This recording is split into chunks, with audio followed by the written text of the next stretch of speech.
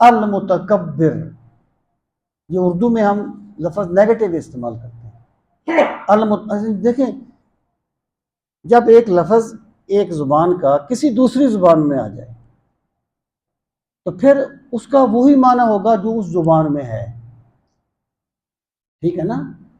تو اردو میں ہم متکبر کا معنی اچھے معنی میں استعمال نہیں کرتے، عربی میں یہ اچھے معنی میں استعمال ہوتا ہے۔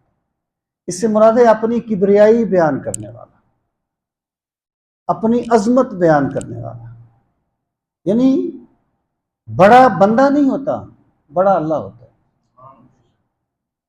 بندے کی بڑائی یہ ہے کہ وہ اپنے آپ کو اپنے رب کے سامنے بے بس کر دے۔ جس بندے نے اپنے آپ میں بڑائی منانی چاہیے اس نے شرک کیا۔